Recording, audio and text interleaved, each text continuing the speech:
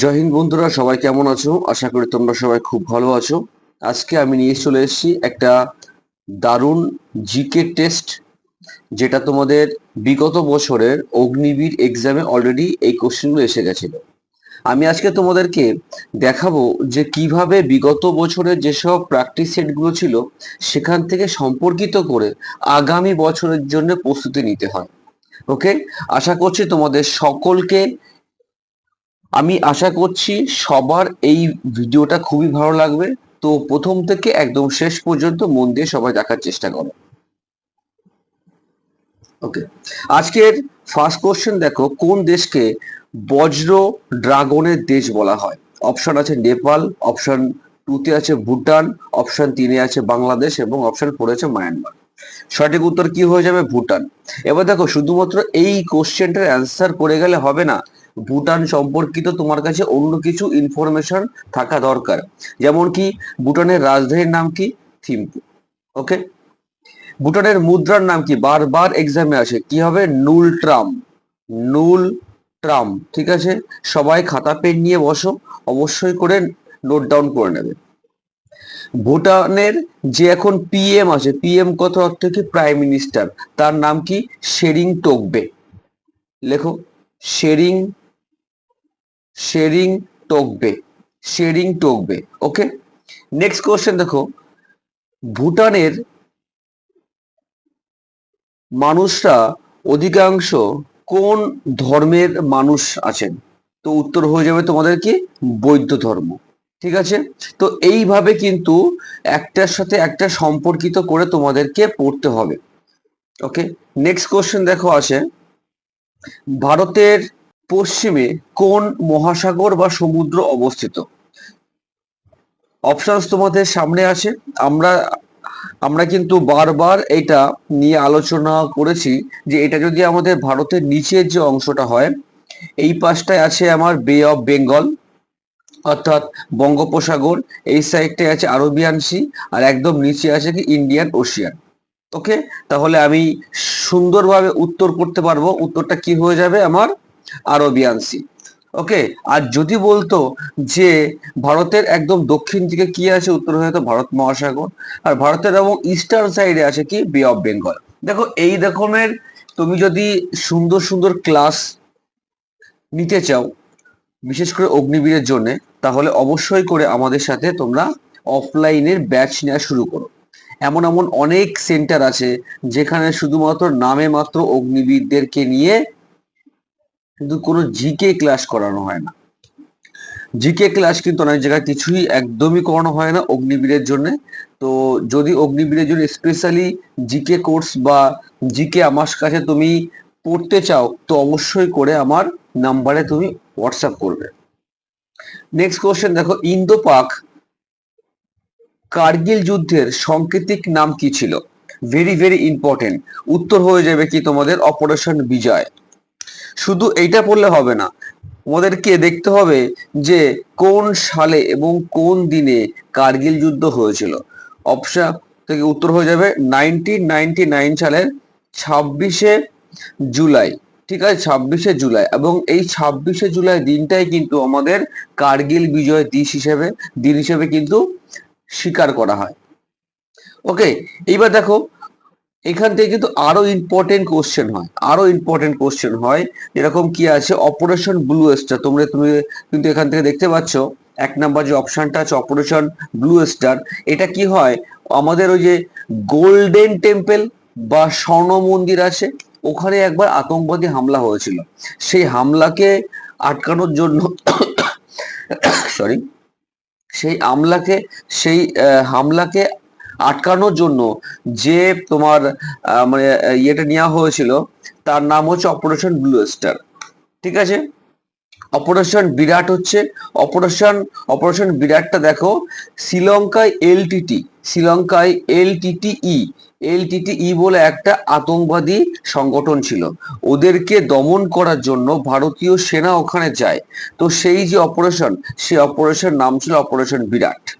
ঠিক আছে, আর একটা আছে অপারেশন বিজয়। কিন্তু আমাদের দুটো আছে, কার্গিল যুদ্ধ, আরেকটা আছে কি 1961 সালে ভেরি ভেরি ইম্পর্টেন্ট। 1961 সালে গোয়া দমন এবং দিউকে গোয়া দমন এবং দিউকে পর্তুগিজদের হাত থেকে ভারতের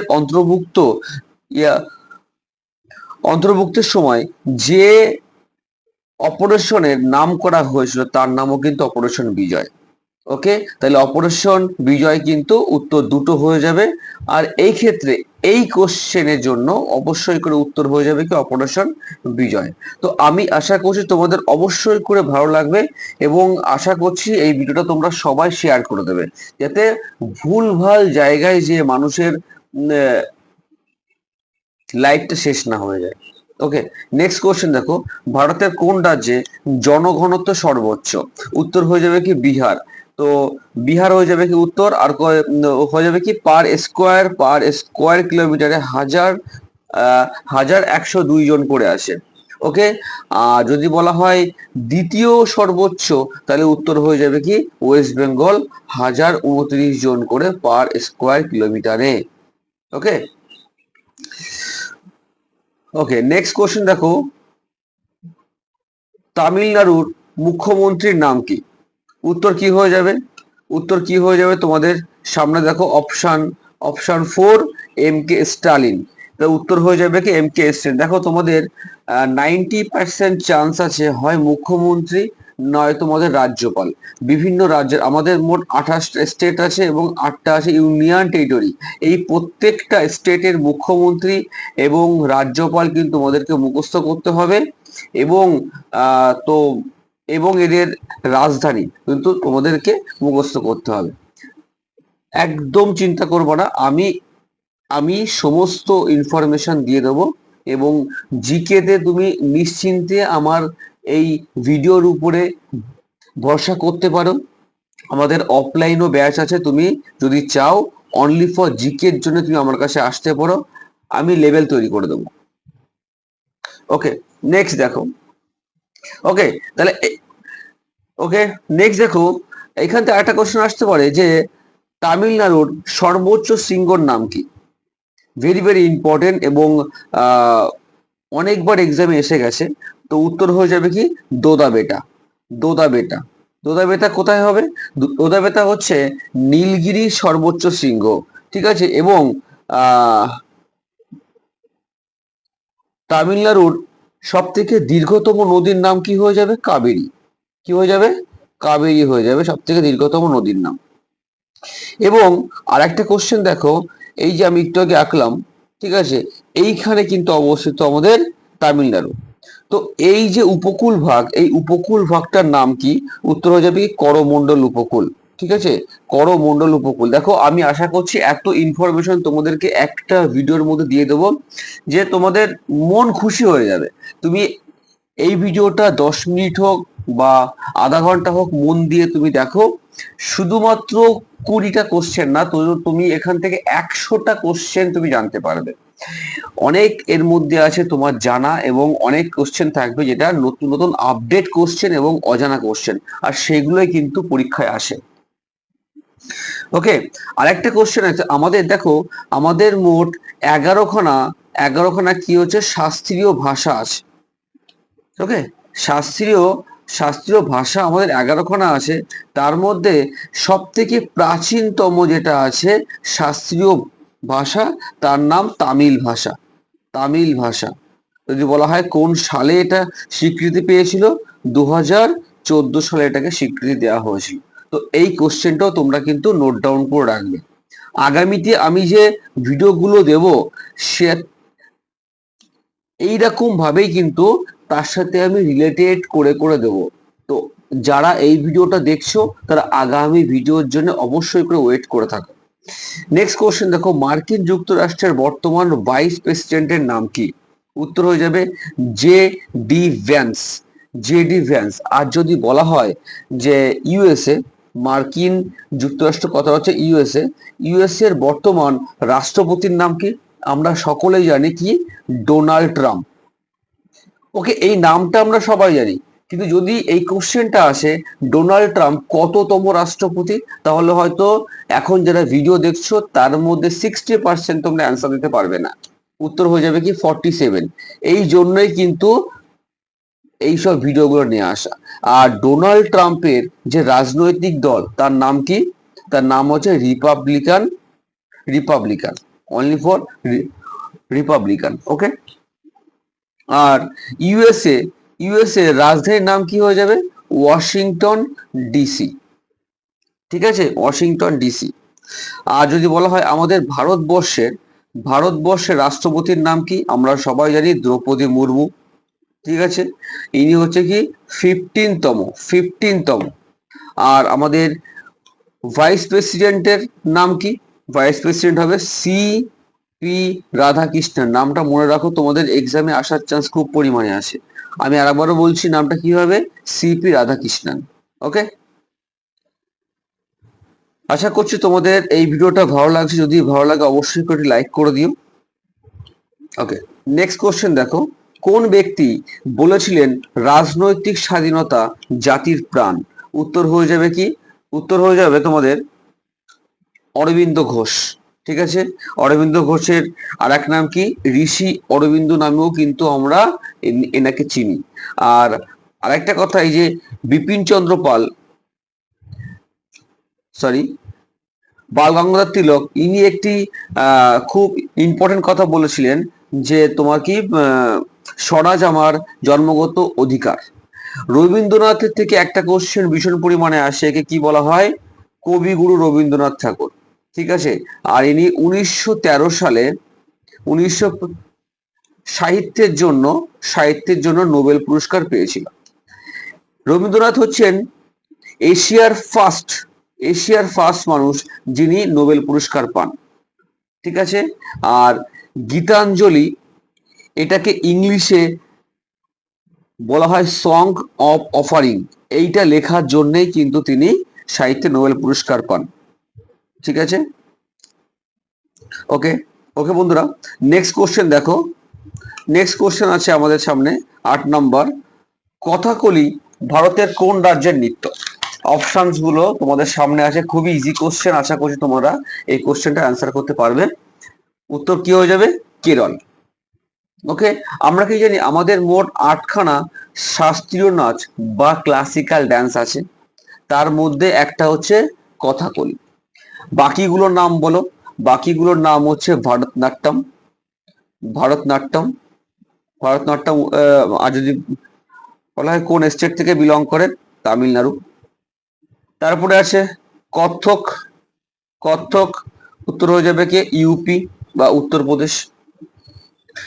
মোহিনাট্যম, মোহিনাট্যম হয়ে যাবে কেরল। ঠিক আছে, মনে রাখবে কথাকলি এবং মোহিনাট্যম উভয় কিন্তু একই স্টেট থেকে বিলং করে, তার নাম হচ্ছে কেরল। কুচিপুড়ি, কুচিপুড়ি উত্তর হয়ে যাবে কি? অন্ধ্রপ্রদেশ। অন্ধ্রপ্রদেশ। এখান থেকে একটা কোশ্চেন আসে যে কোন শাস্ত্রীয় নাচ একটি গ্রামের নাম অনুসারে নামকরণ করা হয়েছে? তাহলে তোমার উত্তর হয়ে যাবে কি? কুচিপুড়ি। তারপরে আছে ওড়িশি। ওড়িশি নাম শুনে বুঝতে পারছো এটা কোন স্টেট হবে? ওড়িশা স্টেট। নেক্সট আছে মণিপুর। মণিপুরি, এটাও নাম শুনে তোমরা বুঝতে পারছো মণিপুর স্টেট থেকে হবে। আরেকটা লাস্ট আছে সাত্রিয়া। সাত্রিয়া, সাত্রিয়া কোন স্টেট হবে? আসাম। তো আশা করি তোমরা এগুলো সবাই সবকিছু জানো। না জানলে একটু র্যান্ডামলি লিখে নিও। আর যে আমার ভিডিওতে অংশগ্রহণ করবে বা আমার অফলাইন ক্লাসে অংশগ্রহণ করবে, তারা এগুলো শুনে শুনে মুখস্থ হয়ে যাবে। ঠিক আছে, নেক্সট কোশ্চেন দেখো। নেক্সট কোশ্চেন আছে ডাউন্স হলো নাতিশীতোষ্ণ তৃণভূমি যা অবস্থিত, অর্থাৎ তোমার কাছে শুনতে চেয়েছে ডাউন্স কোন দেশে অবস্থিত। আমাদের মোট 5টা থেকে 6টা এরকম মানে অঞ্চল আসে, যে অঞ্চলগুলোর নাম বারবার এক্সামে আসে। তার মধ্যে একটা হচ্ছে ডাউন্স। ডাউন্স উত্তর হয়ে যাবে অস্ট্রেলিয়া। এছাড়া তোমরা বেশ কয়েকটা ইম্পর্টেন্ট জিনিস লিখে নাও। 1 নম্বর হচ্ছে সাভানা। সাভানা স্টেট কি হয়ে যাবে? আফ্রিকা। পেইরি, পেইরি উত্তর হয়ে যাবে কে? North USA, north America. Steps, steps হয়ে যাবে কি? ইউরেশিয়া। ইউরেশিয়া কথার অর্থ হচ্ছে ইউরোপ প্লাস এশিয়া, একে আমরা বলছি একসাথে ইউএসিয়া। পম্পাস উত্তর হয়ে যাবে কি সাউথ আমেরিকা, ঠিক আছে, সাউথ আমেরিকা।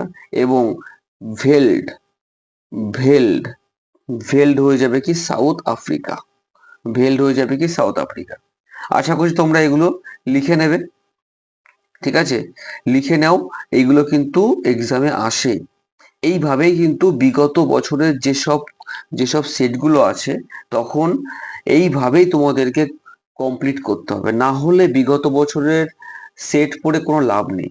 যেটা আগের বছর এসে গেছে এই বছর সেই কোশ্চেনে নাও আসতে পারে, কিন্তু সম্ভাবনা থাকে যে সেই সম্পর্কিত তার আশেপাশের বেশ কিছু কোশ্চেন কিন্তু আসার সম্ভাবনা খুব থাকে।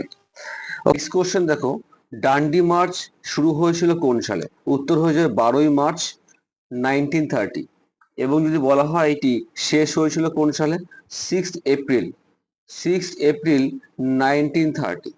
মহাত্মা গান্ধী কি করেছিল, তার সবরমতী যে আশ্রমটা ছিল সেখান থেকে শুরু করে লবণ আইন ভাঙার জন্যে টোটাল 240 মাইল 68 জন সদস্যকে নিয়ে তিনি নিজে পায়ে হেঁটে এই লবণ আইনটাকে ভঙ্গ করেছিল। এরই নাম হচ্ছে ডান্ডি মার্চ, যেটা 12ই মার্চ 1930-তে শুরু হয়েছিল এবং 6 এপ্রিল 1930-তে কিন্তু শেষ হয়েছিল। মহাত্মা গান্ধী সম্পর্কিত তোমাদের যে কোনো একটা কোশ্চেন কিন্তু তোমাদের আসবেই, এই জন্য মহাত্মা গান্ধীকে ভালো করে পড়তে হবে। নিম্নলিখিত বিখ্যাত সঙ্গীতজ্ঞদের মধ্যে একজন তবলাবাদকের নাম। বারবার তোমাদেরকে এই কোশ্চেন গুলো আসে, চিন্তার কোনো কারণ নেই। আমি কে কোন নাচের সাথে যুক্ত, কে কোন বাদ্যযন্ত্রের সঙ্গে যুক্ত, এই ধরনের স্ট্যাটিক জিকের ভিডিও নিয়ে আসবো, তোমরা সেগুলো আরামসে রিল্যাক্সে পড়বে, ওর বাইরে কোনো কোশ্চেন থাকবে না। এক্ষেত্রে উত্তর হয়ে যাবে কি উস্তাদ জাকির হোসেন। আশা করছি অনেকে এই কোশ্চেনটা তোমরা জানতে। 12 নম্বর যে কোশ্চেনটা আছে, জাতীয় যুব দিবস কবে পালিত হয়? আমরা সকলেই জানি যে আমাদের বিখ্যাত একজন মনীষী আছেন, তার নাম স্বামী বিবেকানন্দ। তার জন্মদিন উপলক্ষে জন্মবার্ষিকীতে 12ই জানুয়ারি যে দিনটা আমরা জাতীয় যুব দিবস হিসেবে পালন করি। এই দিনটি 1984-এ ফার্স্ট ঘোষণা করা হয়েছিল এবং 1985-এ কিন্তু 5 থেকে এই দিনটি পালন করা শুরু হয়। ওকে, নেক্সট কোশ্চেন দেখো, নেক্সট কোশ্চেন আছে দাগ নম্বর 13। কি বলেছে দেখো, বলেছে কোন সংশোধনী ভোট দেওয়ার সময় 21 থেকে 18 বছরে নামিয়ে আনা হয়েছে? উত্তর হয়ে যাবে 61তম সংবিধান সংশোধনী। আর যদি বলা হয় এটা কোন সালে করা হয়েছে, সালটা হবে 1989। ঠিক আছে, ডেটটা তোমাদের বেশি ইম্পর্টেন্ট না। এই সময় কে রাষ্ট্রপতি ছিল ইম্পর্টেন্ট? আর ভেঙ্কটরামন ছিলেন রাষ্ট্রপতি। আর এটা কোন আর্টিকেলে বলা আছে? Article number 26। ইম্পর্টেন্ট আর্টিকেল থেকে তোমাদের একটা কোশ্চেন আসে, ইম্পর্টেন্ট যেসব আর্টিকেল গুলো। অনলি ফর অগ্নিবীর, দেখো আউফাউ পড়ে লাভ নেই, এই ভিডিওটা অনলি ফর অগ্নিবীরদের জন্য। তো আমি অনলি ফর অগ্নিবীরদের যেখান থেকে যা যা ইনফরমেশন আসে, বেশি আকাশ কুসুম এখানে মুখস্থ করে লাভ নেই, তোমাদের বেশি টাফ কোশ্চেন আসে না। ঠিক যেখান থেকে আসে কোশ্চেন বা যা আসতে পারে তোমাদেরকে সেই ইনফরমেশন আমি দেওয়া হবো, যাতে তোমাদেরকে ব্রেনটা রিল্যাক্স থাকে। মাঠে যেয়ে ভালো করে দৌড়াও, ফিজিক্যালি 100 তোলো, জিকে এর টেনশন তুমি আমার পরে ছাড়ো, ঠিক আছে? জিকে আমি দেখে নেবো, কোনো চাপ নেই। ওকে, নেক্সট কোশ্চেন দেখো, নেক্সট কোশ্চেন আছে, ভারতীয় বিমান বাহিনীর মূল মন্ত্র কি? উত্তর হয়ে যাবে কি নব স্পর্শম দ্বীপম। আর যদি বলা হয় ইন্ডিয়ান আর্মির মূল মন্ত্র, তাহলে উত্তর হয়ে যাবে সেবা পরম ধর্ম।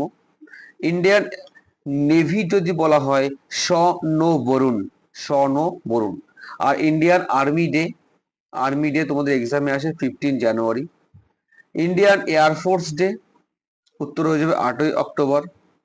ইন্ডিয়ান নেভি ডে উত্তর হয়ে যাবে কি 4 ডিসেম্বর। ওকে, মনে থাকবে, আশা করছি তোমরা এগুলো মনে রাখবে। ওকে, আর আজকে যারা যারা এই ভিডিওটা তোমরা দেখছো, অবশ্যই করে আমাকে জানাবে যে ভারতীয় বিমান বাহিনীর বর্তমান চিফকে, অর্থাৎ সব থেকে হায়ার র্যাঙ্কে কে আছে। অবশ্যই করে আমাকে উত্তরটা তোমরা লিখে দেখাবে। আজকে লাস্ট কোশ্চেন, পৃথিবীর শুষ্কতম স্থান কোনটি?